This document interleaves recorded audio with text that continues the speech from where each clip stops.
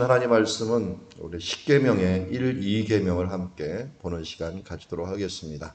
출애굽기 20장 1절부터 6절 말씀 같이 한 절씩 교독하겠습니다. 하나님이 이 모든 말씀으로 말씀하여 이르시되 나는 너를 애굽 땅 종되었던 집에서 인도하여 낸 내 하나님 여호와니라. 너는 나 외에는 다른 신들을 내게 두지 말라. 너를 위하여 새기 우상을 만들지 말고 또 위로 하늘에 있는 것이나 아래로 땅에 있는 것이나 땅 아래 물속에 있는 것에 어떤 형상도 만들지 말며 그것들에게 절하지 말며 그것들을 섬기지 말라.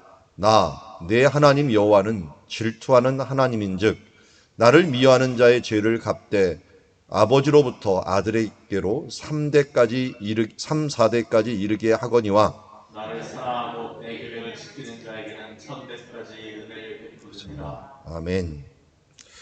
자, 우리가 이제 여호와 샬롬 주간을 지나게 되는데요. 여호와 샬롬이라는 말이 어디서 나왔는지 아시죠? 아시지만 제가 다시 확신을 시키기 위해서 앞에 그림을 몇 개를 준비했습니다. 앞에 있는 마을 이름이 오브라라고 하는 마을입니다. 오브라는 기드온의 고향입니다. 기드온의 고향인데 이곳에서 몰래 이런 타작마당에서 타작을 해야 되는 곡식을 가져다가 포도주 틀에다가 타작을 하게 됩니다.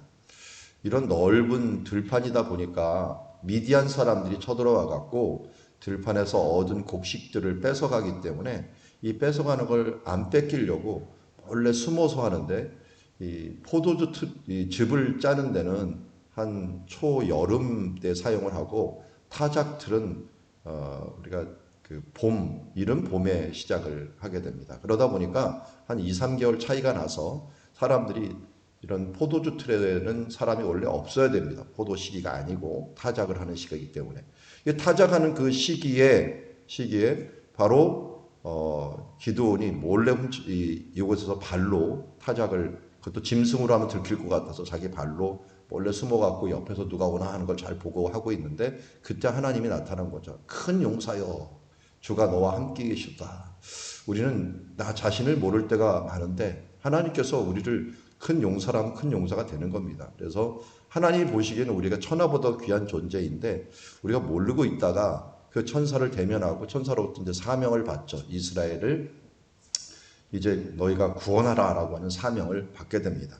그 사명을 받고 나서 22절에 기드온이 나중에 여호와의 사자가 올라가는 모습을 보면서 깜짝 놀랍니다. 이거는 내가 본 게 진짜 여호와의 사자고 하나님이구나 하는 것을 알고 22절에 기드온이 그가 여호와의 사자인 줄 알고 이르되 슬프도소이다 주 여호와여 내가 여호와의 사자를 대면하여 보았나이다. 이게 왜 슬픕니까? 하나님의 얼굴, 하나님의 사자의 얼굴을 대면하는 것이 뭐가 슬플까요? 23절에 이 말 때문입니다. 여호와께서 그에게 이르시되 너는 안심하라 두려워하지 말라 죽지 아니하리라. 그러면 기드온이 무슨 생각을 하고 있었냐면 하나님을 배우면 죽는다라고 생각한 거예요. 하나님을 배우면 진짜 죽죠. 우리의 인생이. 왜냐하면 거룩한 사람을 보면, 더러운 사람이 거룩한 사람을 보면 거룩한 빛에 의해서 죽게 되는데, 그런데 여기는 하나님께서 안심하라 두려워하지 말라 죽지 말라고 하는 거예요. 그러면서 이 기드온이 여호와를 위하여 거기 제단을 쌓고 내가 오늘까지 그 하나님 앞에서 이렇게 얼굴을 배웠는데 죽지 않고 하나님과 평화를 이루었다 하면서 여호와 샬롬이라고 하는 제단을 거기다 쌓아놓게 됩니다. 한마디로 얘기한다면 자기가 하나님을 뵙고 죽어야 되는데 하나님의 얼굴을 뵙고 살았다.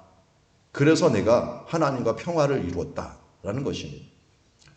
오늘 우리는 십계명 말씀을 보게 되는데 십계명 말씀 전에 19장에 이스라엘 백성들이 하나님을 배우려고 나아가는 광경을 보고 있어요. 그때는 하나님께서 큰 빽빽한 구름으로 당신의 얼굴을 가리웠습니다. 당신의 영광을 어느 정도 가리웠어요. 왜냐하면 당신의 영광을 보여주면 이 거룩한 빛에 우리의 인간의 연약한 존재들이 다 죽어버리기 때문에 그렇습니다. 한마디로 너무 밝은 빛에 인간이 이 눈이 머는 것처럼 이 사도 바울이 죄된 인간의 모습으로 하나님의 얼굴을 배우면 이 눈이 멀었던 것처럼 우리가 하나님과 가까이 가려고 하더라도 모세조차도 하나님의 영광의 빛에 이걸 대면에 볼 수 없어갖고 하나님의 뒷모습만 보여준다라고 했는데도 얼굴에 광채가 날 정도가 되었죠. 그래서 이 하나님과 이 샬롬을 이루는 존재들은 하나님의 얼굴을 배울 수 있다는 거예요. 그러니까 아무나 하나님의 얼굴을 뵙는 게 아니라 여호와 샬롬이 돼야 되는 겁니다. 여호와 샬롬이 되는지 하나님의 얼굴을 뵈면 어떤 일이 벌어냐. 우리 민수기 6장에서 하나님이 축복이 있죠. 하나님께서 얼굴을 내게 향하여 드사라고 했죠. 얘게 향하여 두면 어떻게 은혜가 있고 평강이 있게 됩니다. 하나님의 은혜와 평강은 하나님의 얼굴이 비춰야 되는데 문제는 하나님의 얼굴이 우리 가운데 비춰주면 어떻게 되는 겁니까? 우리가 죽어버려요. 아니 분명히 빛을 보긴 하고 은혜를 받아야 되는데 은혜를 받으면 우리가 죽는단 말이에요. 그러니까 어떻게 됩니까? 하나님과 샬롬이 이루어져야 되는 거예요.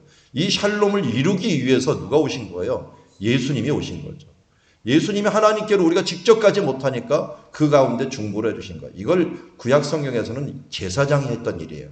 제사장이 이 부분들을 미리 자기가 준비를 하고 제사장들이 반드시 해야 되는 일이 하나님과 먼저 거룩한 일들을 위해서 자기 자신을 위해서 피를 흘리고 자기 자신을 위해서 하나님께 예배를 드린 다음에 그 다음에 다른 사람들의 중보 역할을 해줬는데 이제는 우리 신약에는 예수님께서 우리를 위해서 스스로 자기의 피를 흘리시면서 십자가에 죽으사 하나님과 우리 사이에 다리 역할을 해주신 거예요. 결국 예수님이 뭐가 되는 거예요? 여호와 샬롬이 된 거예요. 예수님이 죽으신 장소가 어디예요? 예루살렘이에요. 예루샬롬이에요. 예루샬롬. 예루라는 말이 마을, 도시라는 뜻이에요. 이르라는 말에서 왔는데 그러니까 평화의 도시라는 뜻인데 거기에서 평화의 도시에서 예수님께서 뭘 해주신 겁니까? 우리와 하나님 사이를 이어주신 것입니다. 예수님이 일하신 장소도 가버나움이잖아요. 나훔이라고 하는 것이 위로라는 뜻이잖아요. 위로의 마을이라는 뜻이거든요. 그러니까 예수님이 이 땅에 오셔서 있었던 장소들이 다 의미가 있어요. 위로를 주시기 위해서 이 땅에 오셨고 베단이라는 게 가난한 집인데 이 빈민촌인데 낮은 곳에 임하셔갖고 세례를 받으시고 그리고 예루살렘에 오셔갖고 죽으시면서 어떻게든지 우리를 하나님과 우리 사이에 샬롬을 이루시기를 원했던 것입니다.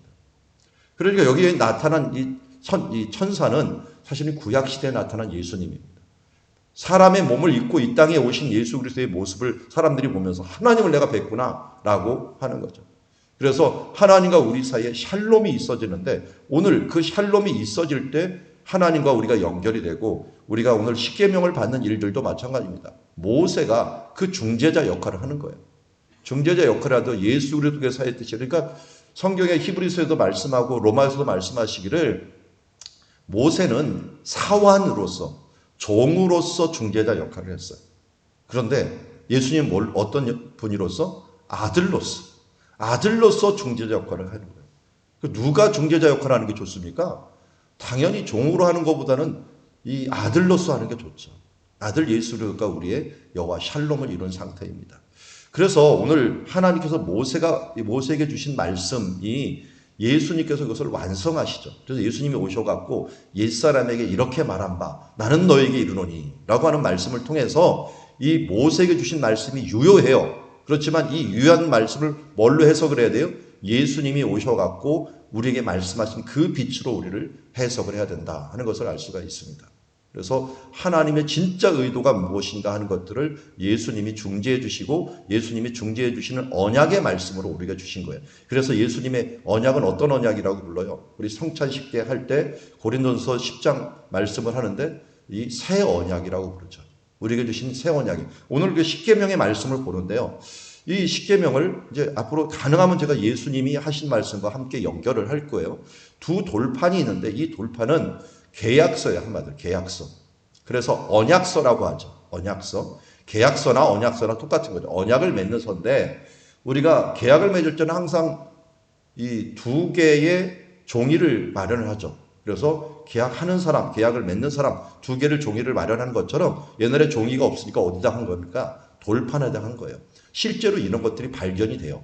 언약을 맺고 조약을 맺을 때는 이 두 돌판을 만들어 각자가 가져가요. 똑같은 걸 가져가야 돼요. 나중에 비교해서 틀리면은 언약 파기예요. 이거 조작을 하는 거니까요. 그래서 두 개를 따로 가져갔다가 언약을 하거나 아니면 한 신전에다가 이걸 보관을 해놓는 거예요. 그러니까 이스라엘은 신전에다가 보관을 해놓는 거죠. 하나님 것 하나, 우리 백성 것 하나. 그래서 1년에 한 번씩 이 계약을 갱신을 합니다. 이게 속죄일이라고 하는 날에 갱신을 하게 되는 것처럼 1년에 한 번 이 언약궤를 가져와서 그 안에서 갱신하는데 그 언약의 말씀을 잘 지켜야 되는 거예요. 지켜야지 그 언약이 계속 갱신이 되는 거죠. 근데 이 언약이라고 하는 것들은 뭐 집을 위한 언약도 있지만 우리 부부 간의 언약도 있고요. 사람들 간의 언약이 있어요. 이 언약을 어기면 어떻게 됩니까? 파기가 돼요. 우리가 어떤 것에 우리는 태어나서부터 한국 백성이 되었지만 외국에서 와갖고 뭐 우리나라로 왔다. 그런데 이 한국법을 제대로 지키지 않았다. 그러면 파기가 돼버리면서 추방이 돼버리죠. 그런 것처럼 우리는 기본적으로 언약 관계에 살고 있는데 뭐 제일 좋은 관계는 호세아서에서 말하는 부부의 관계입니다. 부부의 관계에서 자기에게 주어진 이 그야말로 언약을 지키지 못할 때는 부부가 깨져버리죠. 깨져버리는 것들이 이런 언약의 관계를 잘 말해주는 것을 보게 됩니다. 우리 오늘 1, 2계명을 보게 되는데 하나님께서 10계명을 압축해서 말한 데는 이유가 있을 거예요. 우리 하나님과 우리 사이에 언약이 맺혀진 백성들은 최소한 이것들은 너희가 지켜라 라고 하는 말씀을 우리에게 이야기하는 거죠. 이거는 어떻게 보면 이걸 못 지키면 벌하겠다 이런 게 아니라 언약의 백성이 되었으니 언약의 백성답게 살라고 하는 거예요. 우리는 이 언약의 말씀을 보면서 이런 생각을 하면 안 돼요. 내가 이것을 안 지키면은 이제 뭐 하나님의 사람이 아니고 이것 때문에 구원을 받고 안 받고에 대한 문제는 아니에요. 하나님의 백성이 되었기 때문에 이것을 지키는 거죠. 그래서 이 말씀이 주어진 때를 잘 봐야 돼요. 왜냐하면 유월절로 통하여 구원을 일단 받았어요. 그리고 홍해를 건너면서 세상을 나왔어요. 애굽을 나왔어요. 이제는 신의 산에 이르러서는 그 언약을 정비하는 거예요. 예를 들어 이런 거예요. 원래 결혼식을 하려면은 혼인 신고를 먼저 하는 사람들도 있지만 일단은 내가 결혼을 하겠다고 마음을 먹은 거예요. 그 다음에 결혼식은 나중에. 결혼식을 나중에 하는 것처럼 지금 이 언약을 맺는 식은 구원을 받은 뒤에 언약식이 이루어집니다. 한마디로 큰 결혼식과 같은 예식이 지금 이루어지는 시간이다라는 걸 알 수가 있습니다. 자, 그러므로 하나님과 우리 사이에 어떤 관계가 되면 참 건강하고 좋은 관계가 되는가? 부부 간에도 가족들 간에도 어떤 관계를 이루기 위해서를 최소한 이거 정도는 해줘야 되지 않느냐라고 하는 부분들이 우리가 오늘 십계명의 말씀이라고 할 수가 있습니다. 자, 첫 번째가 우리 3절부터 나오는데요. 나 외에 다른 신을 두지 말라라고 하는 말씀을 줍니다. 자, 이 아래 사진이 하나 있는데 돌이 세워진 게 있죠.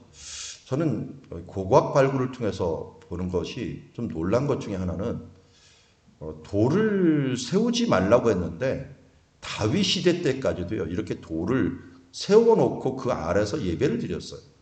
성전이 없을 때는 그렇게 예배를 드렸더라고요. 성막으로 갈 수 없을 때는 이렇게 예배를 드렸는데, 근데 그 주변에 이게 이제 다윗 시대 때 발견된 큰 돌이에요. 그런데 그 전에 가나안 시대 때 발견된 돌이 오른쪽에 하나가 있는데요. 그 돌에 차이가 하나가 있는데, 하나는 다듬은 돌이고 하나는 다듬지 않은 돌이에요.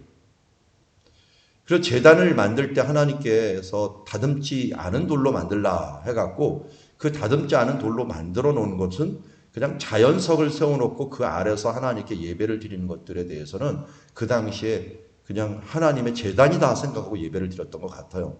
그래서 다듬은 돌이 있으면서 이게 하나가 아니라 여러 개를 세우는 걸 주상들이라고 불러요. 이건 우상들로 이제 여겨지는 거예요. 가나안 사람들이 섬겼던 우상들.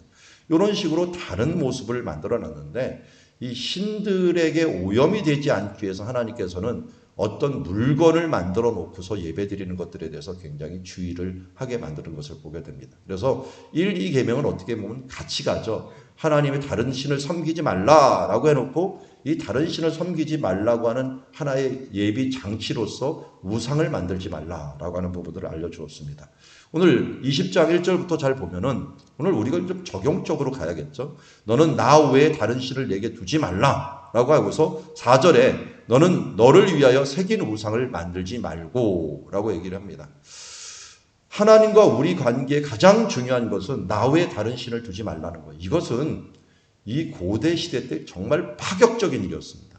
왜 파격적이었냐면 지금도 우리가 고정관념으로 갖고 있는 것들이 여러 가지가 있지만 이 시대의 고정관념은 뭐냐면 신은 있다라는 건 다 인정했어요. 신은 있다. 그래서 무슨 신이냐면 각자 자기에 맞는 신이 있다는 거예요. 자기 민족신이 있었는데 민족신. 그래서 이 모압 사람들에게는 그모스라고 하는 신이 있고, 그리고 저 블레셋 사람들에게는 다곤신이라고 하는 신이 있고, 그리고 베니게라고 하는 두루와 시돈 사람들에게는 바알 신이 있고, 이런 신들이 있게 됩니다. 이런 신들이 각자 자기 민족마다 신이 있는 거예요. 이거는 부족마다 신이 있기 때문에 이 신을 갖다 우리는 다신교라고 얘기를 안 해요. 일신교가 있었다 그래요. 각자 마을마다 민족마다 일신교가 있었다는 거예요. 그 일신교가 있었는데 이 일신교를 가진 사람들에게 3절 말을 얘기하면 안 돼요. 나 외에 다른 신을 내게 두지 말라라고 하는 말은 다른 신들은 다 가짜라고 얘기하는 거예요. 고대에는 다른 신을 다 가짜라고 얘기를 안 해요. 우리 신들하고 너희 신들하고 싸운다고 생각했기 때문에 그 신들을 기본적으로 인정을 하고 있어요. 그러다 보니까 신들과 신들이 싸움이지, 신과 신의 싸움이지, 이게 너희는 가짜야, 너희 신은 진짜가 아니야라고 인정하는 것은 없었어요. 근데 유일하게 하나님은 우리에게 뭐라고 하냐면 나 외에 다른 신을 내게 두지 말라라고 하면서 이 다른 신들은 가짜다라고 얘기하는 거예요. 그래서 다른 사람들은 전쟁을 하면 어떤 일이 벌어지냐면 바벨론도 그렇고 다른 데도 이 블레셋이 특별히 그랬죠. 하나님의 백성들과 전쟁하고 언약궤를 뺏어와요. 부수질 않아요. 그거를 뺏어갖고 자기 신전에다가 놔둬요. 야, 우리 신이 이걸 이겼다 라고 해서 놔뒀는데 막 그 신이 막 무너져 버리니까 당황을 한 거죠.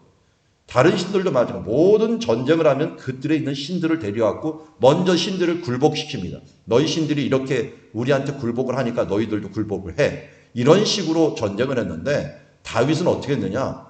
블레셋 사람들이 자기 신을 앞세우고 막 왔는데 이 신상을 가져오자고 다 박살을 내버려요.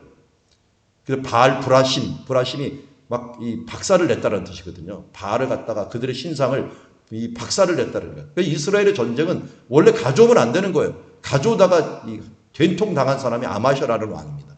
이 에돔 지역을 이긴 다음에 거기에서 자기 그 에돔 신의 신상을 가져갖고 자기가 섬기는 쪽에 내려다 놓는 바람에 그 아마샤가 결국은 하나님의 징계에 셔갖고 포로가 되고 나중에는 이 사살을 당하고 하는 이런 암살을 당하고 하는 이런 일이 생겼잖아요. 그러니까 우리가 이 하나님의 신앙은 뭐냐면 나 외에 다른 신은 사실 가짜다라는 거예요. 이걸 우리는 영적으로 이미 알고 있죠. 성경에서는 이 다른 신들은 뭐라고 얘기를 해요? 귀신이라고 해요. 귀신. 귀신들을 빙자한 이 우상들이 있는 거지 그들이 진짜 신은 아니라는 거예요. 이 귀신들은 어떤 존재입니까? 하나님의 천사였다가 타락한 존재들이에요. 이 타락한 존재들이 귀신들로서 그야말로 샤머니즘 쪽에서 신들의 역할을 하고 우상들의 역할을 해갖고 우리들 가운데서 우리를 괴롭히는 것을 보게 됩니다. 제가 아는 전도사님 중에 가끔 요새도 연락이 와요. 스님 출신이 있어요. 그 스님 출신이 어떻게 하다 보니까 저하고 전도사 면접을 같이 봤어요. 면접을 같이 보면서 면접할 때 얘기를 하잖아요. 제가 옆에서 들으니까 참 신기한 거예요. 거의 주지 스님급에 올라가다가 자기가 갑자기 거기서 하나님을 만나갖고 신학을 하게 됐다라고 하면서 이야기하는데 그때 저한테 끝나고서 이제 식사하면서 얘기하는데 그래 궁금해서 어떻게 이렇게 했냐고 물어봤더니 사실은 자기가 이렇게 너무 불심이 대단해갖고 한 단계 한 단계를 올라가는데 최종 단계로 어느 정도 올라갈 때는요 귀신들을 본대요.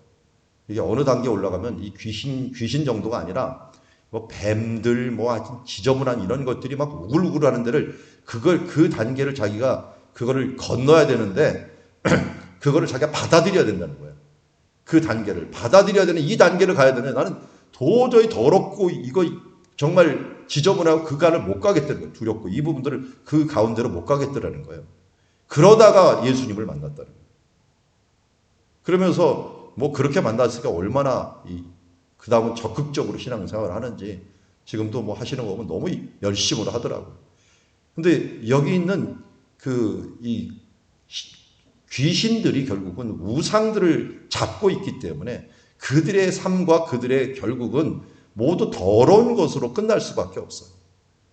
여러분 영의 생각은 성령의 생각은 생명과 평안이지만 이 육의 생각은 사망이라 그랬잖아요. 그들의 결국은 사망으로 끝날 수밖에 없는 거예요.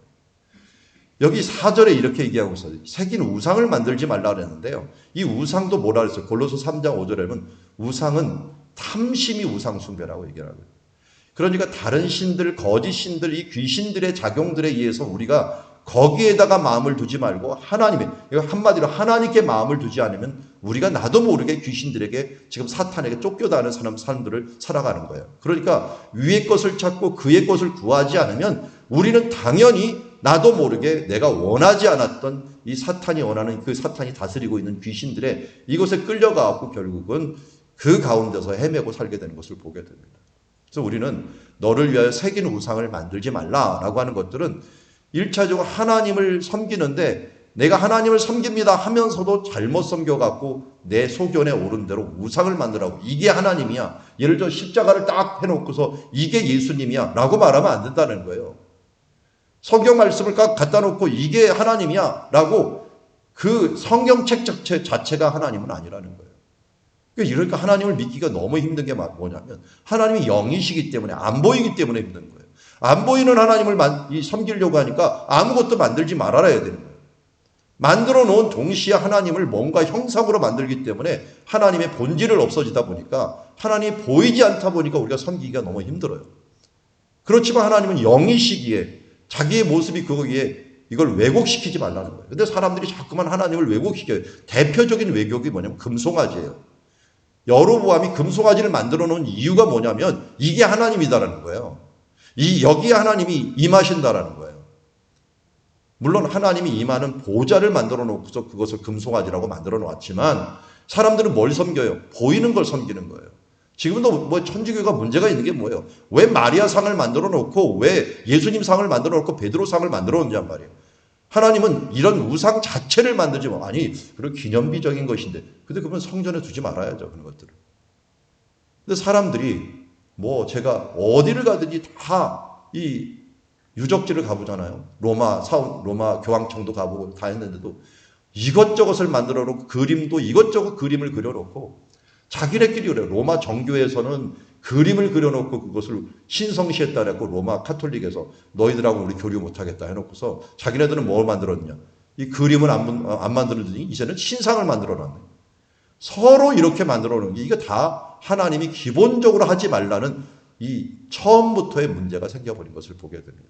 그래서 우상을 만들지 말라는 것들은 왜 우상을 만드냐. 사람들이 하나님을 내 가운데 모시기 위해 갖고 뭔가를 이 탐심이 작동을 하다 보니까 뭘 만들려고 하는 그런 모습들이 우리 가운데 있게 됩니다. 그래서 탐심은 우상숭배라. 이 탐심 중에 대표적인 세 가지 탐심이 뭡니까? 육신의 정욕, 안목의 정욕, 이생의 자랑입니다. 이것이 무엇을 만들었어요? 우리의 모든 죄악을 만들었죠. 예수님 그런데 이 탐심을 어떻게 이기셨습니까? 40일 금식한 다음에 이 찾아오는 이 탐심을 어떻게 이기셨어요? 예수님이 말씀으로 이겼죠. 주 하나님 외에는 다른 신을 섬기지 말라고 하는 이런 말씀, 신명기의 말씀 가지고 사람이 떡으로만 살 것이 아니라 하나님의 말씀으로 살 것이라 하면서 말씀으로 승리를 했어요. 그러니까 우리가 보이는 것들로 자꾸만 사탄은 만들기를 해요. 사탄이 야, 너 배고프니까 떡을 만들어. 여기 있는 돌을 갖고 떡을 만들면 되잖아 하면서 보이는 것들 또 하나님의 뜻을 배반하는 이런 부분들을 말할 때마다 탐심, 육신으로, 안목으로 또 이생의 자랑으로 이것을 우리가 자꾸만 만들 때마다 이것은 내 우상이구나. 현대 우상은 이런 것이구나 하는 것을 여러분들이 깨닫고 내가 뭘 세워놓고서 나 안 섬기니까 이제는 나는 우상을 안 섬긴다고 착각하지 마세요. 우리 가운데 육신의 정욕, 안목의 정욕, 이생의 자랑이라고 하는 이 모든 것들이 얼마나 우리를 다윗도 이것 때문에 실패했고 어떻게 보면 모든 이 이후에 있는 모든 사람들이 이 우상 숭배라는 것이 항상 그들을 무너뜨리는 요인이 되었다는 거예요. 그래서 예수님이 유일하게 인간으로서는 이겼기에 우리가 이길 수 있는 유일한 방법이 이제는 어떻게 이겨요? 예수님이 하셨던 방법, 예수의 이름으로 이런 탐심을 이기는 겁니다. 우리 가운데 육신의 정욕, 안목의 정욕, 이생의 자랑이 들어올 때마다 나사는 예수의 이름으로 명하노니 이 욕심아, 구체적인 내게 일어난 욕심아 물러갈지어다 하면서 선언하시라는 거예요.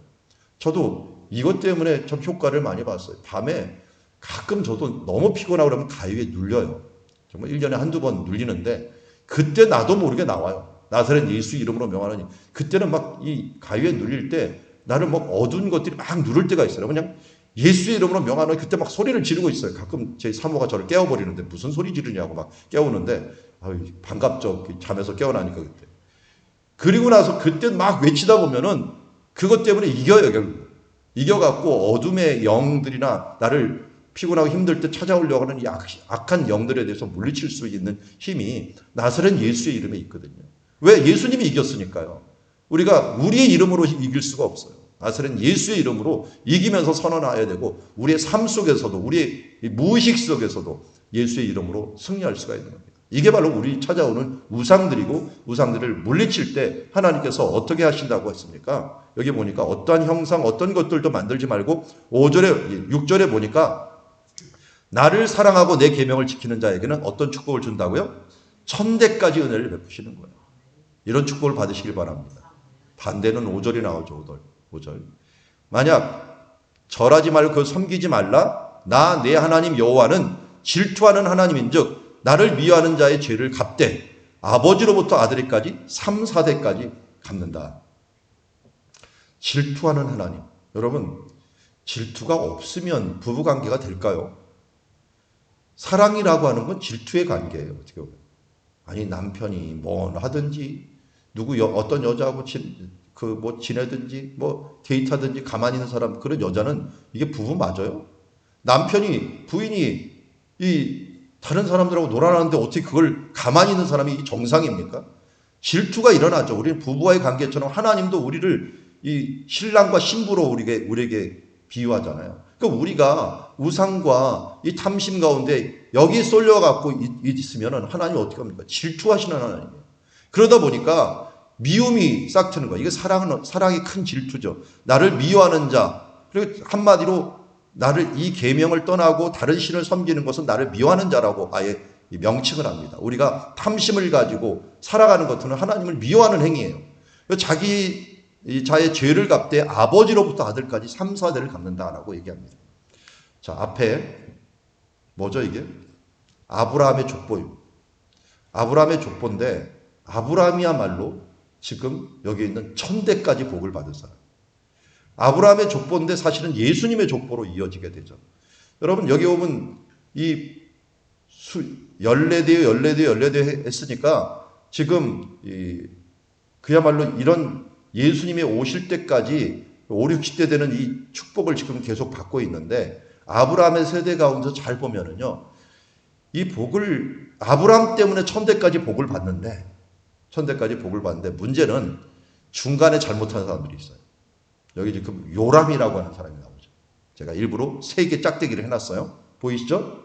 요람이 있는데 이 요람은 여호람입니다. 여호람. 근데 여호사밧이 여호람을 누구에게 결혼시켰냐면 아합의 딸인 아달랴에게 결혼을 시켰어요. 아합의 딸 아달랴. 그러니까 요람하고 아달랴하고 결혼을 해갖고 낳은 아들이 있는데 그 아들이 3대가 없어져 버렸어요. 그 자손들이. 누구냐? 여호람이 낳은 아들은 아하시아라고 하는 아들이 있었어요. 아하시아. 근데 그 아하시아가 예후에 의해서 죽어요. 그리고 나서 대가 끊어질 뻔해갖고 아달랴가 자기가 왕이 돼버렸어요. 자기 아들이 죽으니까. 자기가 왕이 되었는데 7년 뒤에는 이 아달랴를 없애고 이 제사장들이 반란을 일으켜갖고 거기다가 요아스라는 7살 된 사람을 왕으로 세웠어요. 요아스 뒤에 방금 전에 제가 언급한 아마샤라는 왕이 있었어요. 이 사람이 승리를 거두고 나서 우상을 가져온 사람이에요. 아마샤 뒤에가 우시야예요. 이 아침부터 복잡하죠? 그러니까 제가 그 중간에 아하시아, 요아스, 아마샤 이렇게 얘기했는데도 이거 몰라도 돼요. 3대가 기록이 안 됐다라는 것을 기억하시면 돼요. 여호람은 우시야가 아들이 아니에요. 증손자에 해당하는 사람이에요. 그런데 왜 중간에 손자까지가 다 없어져 버렸냐고요. 이거는 여호람이 이 아달랴와 결혼하면서 바알신을 섬기며 하나님의 이 백성들을 오염시키는 주범이 되었기 때문에 그래요. 여호사밧까지는 그래도 하나님의 말씀을 잘 지켰는데 여호람부터는 완전히 신앙을 바알 신앙으로 이게 전염을 시켜버리는 바람에 하나님께서 벌하시되 3, 4대까지 벌한다 그랬죠. 여호람 자체도 창자가 터져갖고 비참하게 죽어갔고요. 그 다음 그의 아들도 암살이 되었고요. 그 다음 요아스도 그 아하시아는 예후에 죽었고요. 요아스도 암살이 됐고요. 그 다음에 아달랴도 암살이 되버렸어요. 그러니까 정상적으로 죽은 사람이 아무도 없을 정도로 이 집안이 다 풍지박산이 된 것을 보게 됩니다. 그게 왜 그렇다고요? 이 말씀 때문에. 내가 나를 미워하는 자의 죄를 갚되 아버지로부터 아들의 이르기까지 3세대까지 이르게 될 것이다 하는 것을 열왕기를 통하여 우리에게 보여주셨다는 거예요. 반대로 하나님을 사랑하고 내 계명을 지키는 자에게 천대까지 은혜를 베푸느니라. 아브라함의 후손, 다윗의 후손, 이런 사람들은 천대 이르기까지 지금도 복을 받는 모습을 보게 됩니다. 다시 한번 우리 이 말씀을 함께 읽어보도록 합시다. 골로새 3장 5절 같이 읽겠습니다. 6절까지 시작. 그러므로 땅에 있는 지체를 죽이라. 곧 음란과 부정과 사욕과 악한 정욕과 탐심이니 탐심은 우상 숭배니라. 이것들로 말미암아 하나님의 진노가 임하느니라. 아멘. 여러분, 우상 숭배, 이것은 어떻게 하라는 거예요? 땅에 있는 지체를 죽이라는 거예요. 육신의 정욕, 안목의 정욕, 이생의 자랑, 이 음란 부정 사욕 악한 정욕 탐심을 버리고, 왜 이것을 버려야 된다고요? 이것으로 말미암아 하나님의 진노가 나타나는 것을 분명히 말씀하였습니다. 오늘도 우리 가운데 우리의 지체를 죽이고, 주체를 죽이려면 어떻게 해야 됩니까? 하나님을 섬기는데 우리가 초점을 맞춰야 됩니다. 어떻게 해요? 언약의 백성답게 살려고 우리가 노력을 해야 됩니다. 이 악을 선으로 이겨야지, 악을 안 하겠다라고 하는 삶이 아니라 선으로 이겨야 되는 하나님의 언약 백성답게 어떻게 살아야 할까? 다른 신을 섬기지 말고 오직 예수. 이제 우상을 우리가 섬기지 말라는 건 탐심을 가지지 말라는 거예요. 선한 것을 향하여. 그래서 오늘 우리가 예배를 드리고 선한 일을 위하여 노력을 하다 보면은 어떻게 돼요? 이런 탐심을 이길 수가 있는 거예요. 잘 살면, 언약의 백성 듣고 살면 어떻게 해요? 천대의 축복이요. 잘못 살면 3대의 저주가 있다는 이 사실들도 우리가 깨닫고 언약의 백성답게 하나님과의 언약, 하나님과 올바른 관계, 정말 하나님을 사랑하고, 그래서 최고의 계명이 뭐예요? 최고의 계명이 쉐마 이스라엘, 들으라 이스라엘아, 마음을 다하고 성품을 다하고 힘을 다하여 주 너희 하나님을 사랑하라. 여러분, 우리 부부간에도 사랑하면 뭐가 됩니까? 가족이 생기고, 가족이 되면 이 사랑 하나로 우리 부부간이 모든 어려움을 헤쳐나갈 수 있는 가장 강력한 공동체가 되어버리는 거 아니겠어요? 그런데 우리 하나님과의 관계도 그렇고 교회의 관계도 마찬가지입니다. 언약의 백성답게 하나님을 사랑하고 살아가는 자들에게, 오직 예수 그리스도를 바라보며 살아가는 사람들에게 우리에게 있는 우상, 탐심들을 이기고 땅에 있는 모든 지체를 이기고 천대의 축복까지 나갈 수 있는 줄 믿습니다. 오늘도 이러한 축복을 이루어 나가는 여러분들이 되기를 원합니다. 기도하겠습니다.